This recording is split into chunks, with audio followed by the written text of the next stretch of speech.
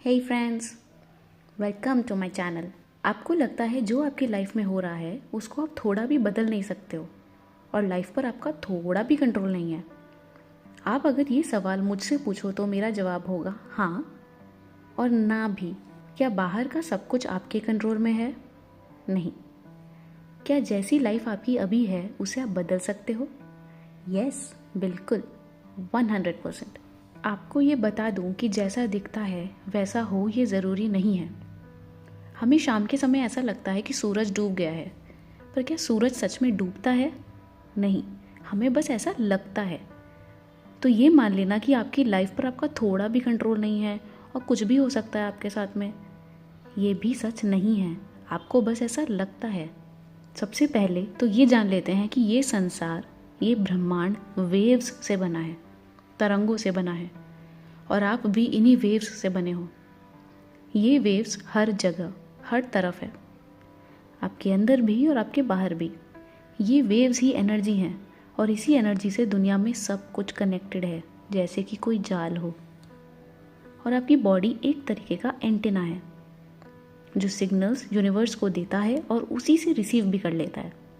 आपकी बॉडी में आपके विचार और आपकी भावनाएं बहुत इंपॉर्टेंट रोल प्ले करती हैं, क्योंकि यहीं से सिग्नल बाहर की ओर जाता है और बाहर जाके यूनिवर्स को सिग्नल देता है। यूनिवर्स उस सिग्नल को कैच करती है और उस सिग्नल के बराबर की चीज़ें आपको देती है। समझे? चलो इसको और सिंप्लीफाई करते हैं। आपके थॉट्स यानी आपके विचार इलेक्ट्रिक होते हैं और आपके इमोशंस यानी आपकी भावनाएं मैग्नेटिक होते हैं। और ये दोनों यानी आपके थॉट्स और आपके इमोशंस अगर साथ में मिल जाएं तो इलेक्ट्रोमैग्नेटिक एनर्जी प्रोड्यूस करते हैं। इस ब्रह्मांड में जो भी होता है यही ऊर्जाएं यानी आपकी इलेक्ट्रोमैग्नेटिक एनर्जी ही उनका कारण बनती है। जब आपके विचार, भावनाएं और एक्शन सब एक ही डायरेक्शन में हो तो इस ब्रह्मांड में बहुत पावरफुल फोर्स क्रिएट होता है, जिसको आप मैनिफेस्टेशन बोलते हो। और ये कोई फिलॉसफी नहीं है, ये तो साइंस है। और ये सब पॉसिबल इसलिए होता है क्योंकि ये संसार आपस में जुड़ा हुआ है। हर एक चीज़ दुनिया की बाकी चीज़ों को इम्पैक्ट करती है, चाहे वो इम्पैक्ट छोटे लेवल से ही शुरू क्यों ना हुआ हो। अगर आपको लगता है कि ये सब तो फालतू की बात है तो थिंक अगेन। क्वांटम फिजिक्स का नाम तो सुना ही होगा, जिसके लिए साइंटिस्ट को नोबेल प्राइज़ भी मिल चुका है। वो छोड़ो, उसके बारे में हम बाद में बात करेंगे। अपने ग्रंथ ही उठा लो। क्या हर ग्रंथ में भावनाओं के बारे में बात नहीं की गई है? कभी आपने सोचा है कि ऐसा क्यों लिखा है कि मन लगाकर कर्म करो, लोभ मोह का त्याग करो, यथा दृष्टि तथा सृष्टि। भगवान तो भाव के भूखे हैं। सोचो, ये सब क्यों कहते हैं हमारे बड़े?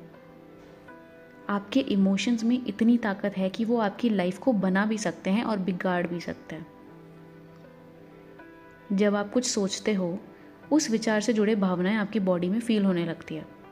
जैसे जैसे वो थॉट रिपीट मोड में आपके दिमाग में चलता है, उस थॉट से रिलेटेड इमोशंस की इंटेंसिटी भी स्ट्रांग होती जाती है और आप उसी डायरेक्शन में एक्शंस लेने लगते हो।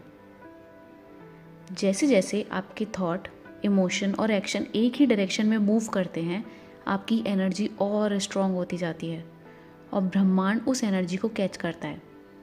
ये एक मैसेज जैसा होता है। ब्रह्मांड ये नहीं देखेगा कि आपको क्या चाहिए, वो ये देखेगा कि आपकी ऊर्जा क्या है, आपकी वाइब्रेशन क्या है। और उस वाइब्रेशन पर जो चीज़ें, सिचुएशन या लोग अवेलेबल होंगे वो आप तक पहुंचा दिए जाएंगे। हम जीते हैं कॉज एंड इफेक्ट वाली दुनिया में, यानी जो भी होता है उसके पीछे का कोई कारण ज़रूर होता है। आपके विचार और आपकी भावना ही आपकी लाइफ में होने वाली मोस्टली सिचुएशंस का कारण बन जाती है। आपकी लाइफ वो नहीं है जो आपको लगता है कि है। आपकी 85 to 90% लाइफ तो आपके खुद के विचार और आपके इमोशनल स्टेट्स बना रहे होते हैं। ज़रा सोचो, एक इंसान जिसने अपनी लाइफ दूसरों के भरोसे छोड़ दी और दूसरा इंसान जिसने अपनी लाइफ की जिम्मेदारी खुद से ली और हर संभव कोशिश करी अपनी लाइफ को बेटर बनाने की। क्या दोनों की लाइफ सेम होती है? इसे एक कहानी से समझिए। एक लड़का है रोहित, जो बात बात पर ट्रिगर होता है, जो बहुत कंप्लेन करता है लाइफ से उसे बहुत गुस्सा आता है, जल्दी से निराश भी हो जाता है और इसी स्टेट ऑफ माइंड में वो डेली बेसिस पर रहता है। अब जैसा रोहित सोचता है वो वैसा ही फील करता है और जैसा फील करता है वैसा ही फिर से सोचता है। इससे थॉट इमोशन की एक साइकिल क्रिएट हो जाती है उसकी लाइफ में और एक पैटर्न क्रिएट कर देती है। थॉट्स और इमोशंस बहुत पावरफुल फोर्स क्रिएट कर देते हैं और इसी फोर्स की वजह से वो ऐसे ही एक्शंस भी लेता है लाइफ में। पर इससे होगा क्या?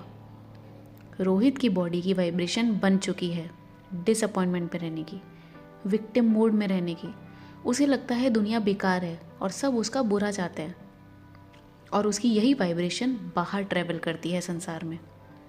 यूनिवर्स इसी वाइब्रेशन को कैच करता है और देखता है, ओह तो रोहित ने मुझे सिग्नल या मैसेज दिया है कि उसे इसी वाइब्रेशन में रहना है। Okay, your wish is my command. और लाइफ उसको वैसे ही लोग या सिचुएशन भेजने लगती है जो उसे ऐसे ही स्टेट ऑफ माइंड में रखे।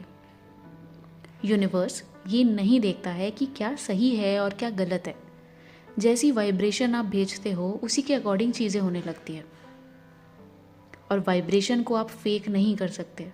आप अपने शब्दों को फेक कर सकते हो, अपने विचारों को फेक कर सकते हो, अपनी पर्सनैलिटी भी फेक कर सकते हो कुछ टाइम के लिए, पर अपनी वाइब्रेशन आप फेक नहीं कर सकते हो। जैसा आप फील कर रहे हो वैसा आप फील कर रहे हो, उसे फेक नहीं किया जा सकता। रोहित बार बार सेम सिचुएशन में फंस के परेशान हो चुका है और अब वो चाहता है कि उसकी लाइफ बदले, पर लाइफ बदल ही नहीं पाती क्योंकि जो वो सोच रहा है वो तो ऊपरी तौर पर सोच रहा है। वो ये नहीं समझ पाता कि उसकी लड़ाई दुनिया से नहीं है।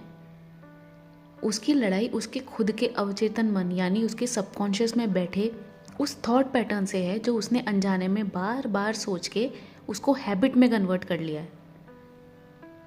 रोहित बहुत मेहनत करने लगता है, जी जान लगा देता है, क्योंकि उसे लगता है कि शायद मैं बहुत ज़्यादा मेहनत करूँगा तो मेरी लाइफ बदल जाएगी। पर वो देखता है कि रिजल्ट में कुछ चेंज नहीं हो रहा है, सिचुएशंस तो बार बार रिपीट हुए जा रही है। वो बार बार डिसअपॉइंटमेंट वाली फीलिंग में चला ही जाता है। इतनी मेहनत करने के बावजूद क्या कुछ बदला उसकी लाइफ में? ना, कुछ नहीं बदला। रोहित तो बुरी तरह फंस चुका है अपनी खुद की विचारों की माया में। उसे लगने लगा है कि अब कुछ नहीं बदला जा सकता। फिर एक बार उसकी मुलाकात एक लड़की से होती है जिसका नाम है नित्या। नित्या बहुत समझदार लड़की है और बहुत इमोशनली इंटेलिजेंट भी। उसे परेशान देखकर नित्या जब उससे उसकी प्रॉब्लम पूछती है तो सारी बातें उसे बता देता है। नित्या कहती है, मैं समझ गई रोहित, तुम्हें अपनी लाइफ बदलनी है। तुम उसके लिए बहुत डेस्परेशन के साथ मेहनत कर रहे हो पर फिर भी रिजल्ट नहीं आ रहे हैं क्योंकि तुम्हारा अप्रोच ही गलत है। एक्शंस लेना इम्पॉर्टेंट है पर उससे भी ज़्यादा इम्पॉर्टेंट होता है आपके स्टेट ऑफ बीइंग, मतलब आप कैसा फील करते हो खुद के बारे में। क्या तुम ये मानते हो कि तुम सक्सेस डिजर्व करते हो? क्या तुम ये मानते हो कि तुम वेल्थ डिजर्व करते हो? क्या तुम खुश रहना डिजर्व करते हो? क्या तुम्हें प्यार मिले इतना डिजर्विंग तुम अपने आप को मानते हो? अगर तुम अपनी खुशी किसी भी रिजल्ट पर छोड़ दोगे कि ये मिल जाएगा तभी खुश रहूँगा, तो तुम्हारी वाइब्रेशन तो लैक वाली है। मतलब तुम बार बार ये फील कर रहे हो कि तुम्हारी लाइफ में कमी है और कमी वाली वाइब्रेशन और ज़्यादा कमी ही लेके आएगी तुम्हारी लाइफ में। अगर तुम खुद का माइंडसेट ऐसा बनाओ कि मैं खुश रहूँगा चाहे जो हो, मेरी वर्थ किसी भी बाहर की चीज़ पर डिपेंड नहीं करती, मैं बेस्ट चीज़ों के लायक हूँ और हमेशा रहूँगा।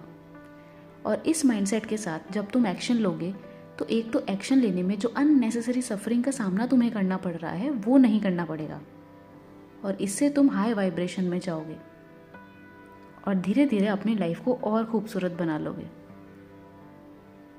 रोहित अब समझ गया है कि उससे गलती कहाँ हुई। उसकी लाइफ की जिम्मेदारी उसकी है और वो समझ चुका है कि हर पल वो अपनी लाइफ को क्रिएट कर रहा है। अब उसने फैसला लिया कि वो ज़्यादा रिएक्टिव नहीं बनेगा। जब सेम चीज़ें उसके सामने रिपीट होगी तो वो दूसरे तरीके से उससे डील करेगा जो बेटर हो। उसने ये सीख लिया कि जो उसके हाथ में नहीं है उस पर चिंता करना भी वेस्ट ऑफ टाइम है और उसने ये भी सीख लिया कि जब मैं खुश रहूँगा तो मेरी लाइफ बेटर होती रहेगी। उसके लिए उसने अपनी फेवरेट हॉबी जो बैडमिंटन थी वो खेलना शुरू किया। बैडमिंटन खेलते खेलते नए दोस्त उसे मिल गए। जब वो खुश होकर अपने ऊपर काम करता तो रिजल्ट भी उसके फेवर में आने लगे। और अब वो असली गेम समझ गया है। असली गेम है अपनी इमोशनल हेल्थ का ध्यान रखना। दोस्तों, हम सब दिन में पता नहीं कितनी बार अलग अलग तरह के इमोशंस फील करते हैं। थोड़ा सा कुछ हो जाता है और हमारा मूड खराब हो जाता है। मोस्टली लोग एक ही रूटीन में रोज लाइफ जीते हैं और सच में जीना भूल ही गए हैं। टीवी या फोन वाले एंटरटेनमेंट से डिस्ट्रैक्ट होकर मिलने वाले टेम्पररी सेटिस्फेक्शन को ही खुशी मान लेते हैं और अपनी इमोशनल हेल्थ का ध्यान रखना भूल जाते हैं, जिससे एक पर्टिकुलर लेवल की वाइब्रेशन में होकर रह जाते हैं और पूरी लाइफ वहीं पर बीत जाती है। आज एक चैलेंज लो और जिस चीज़ में आपको खुशी मिले, चाहे वो लोगों से मिलना हो गया, चाहे खाना बनाना, चाहे घूमने जाना, चाहे अपनी फेवरेट बुक पढ़ना, चाहे शांत बैठना या वॉक करना, जो काम आपको खुशी दे उस काम के लिए रोज़ थोड़ा सा टाइम निकालो। अपनी एनर्जी को मूव करो। और जब आप इस स्टेट ऑफ माइंड में आते हो तो अपनी लाइफ की अनंत पॉसिबिलिटीज़ को देखो। चाहे आप किसी भी एज ग्रुप के हो, आज ही आप डिसाइड कीजिए कि आगे की लाइफ आप कैसी चाहते हो अपनी। उसे सोचिए, उसकी खुशी को महसूस कीजिए और इसी स्टेट ऑफ माइंड में रोज़ रहिए। और इस स्टेट ऑफ माइंड में रहने के लिए हर रोज़ ऐसे काम के लिए टाइम निकालिए जिससे आपकी बॉडी, आपकी एनर्जी मूव हो और आपको खुशी मिले। लॉ ऑफ अट्रैक्शन का असली मतलब जो सोचोगे वो पाओगे नहीं है।